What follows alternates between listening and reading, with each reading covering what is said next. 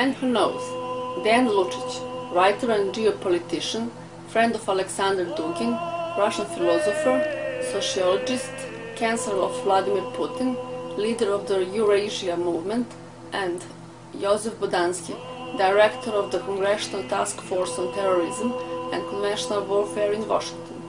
The Man Who Knows, DEJAN LUČIĆ, a message of hope for the Greek people.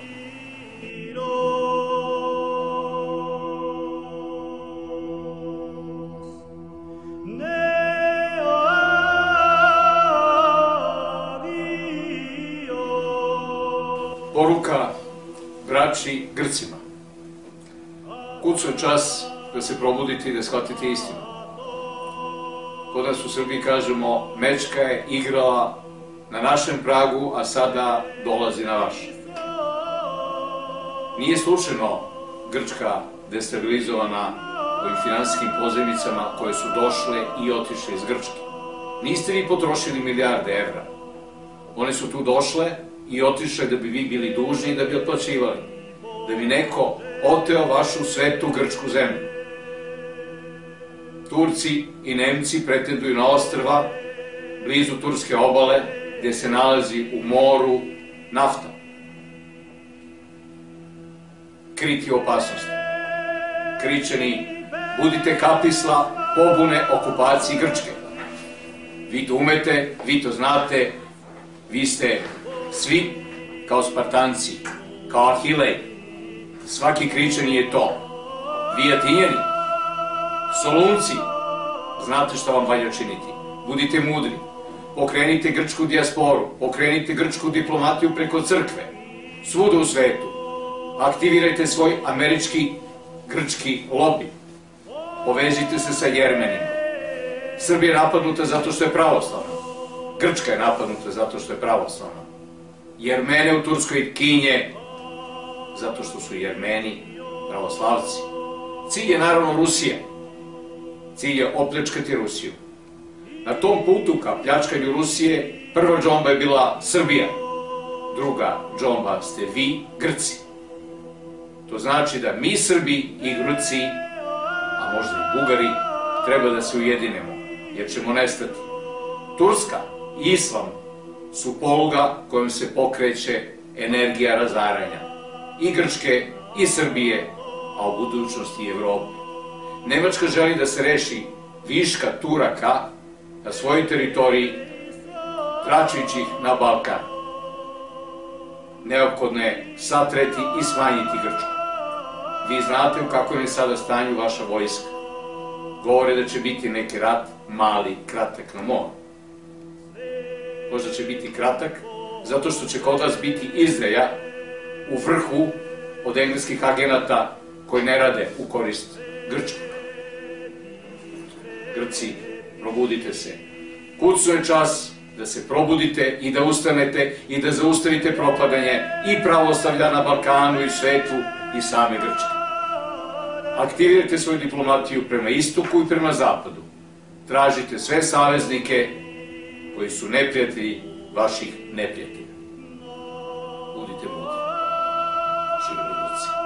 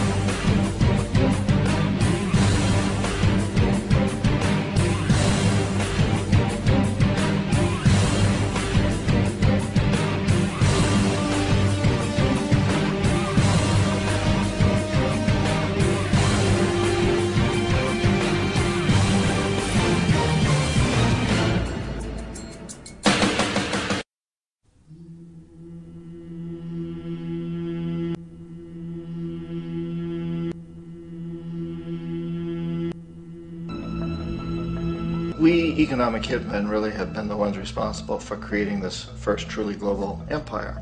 And we work many different ways.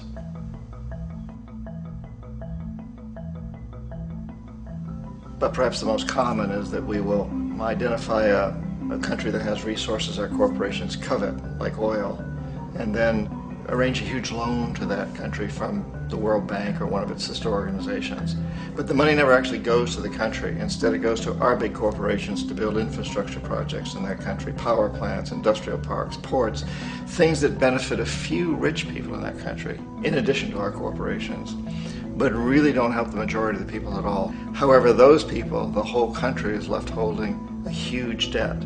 It's such a big debt they can't repay it, and that's part of the plan, that they can't repay it. And so at some point we economic hitmen go back to them and say, listen, you owe us a lot of money, can't pay your debts, so sell your oil real cheap to our oil companies. Allow us to build a military base in your country, or send troops in support of ours to someplace in the world like Iraq, or vote with us on the next UN vote. To have their electric utility company privatized and their water and sewage system privatized and sold to U.S. corporations or other multinational corporations. So there was that whole mushrooming thing, and it's so typical of the way the IMF and the World Bank work, that you put a country in debt, it's such a big debt it can't pay it, and then you offer to refinance that debt and pay even more interest. And you demand this quid pro quo, which you call a conditionality or good governance, which means basically that they've got to sell off their resources, including many of their social services, their utility companies, their school systems sometimes, their penal systems, their insurance systems, to foreign corporations. So it's a double, triple, quadruple whammy.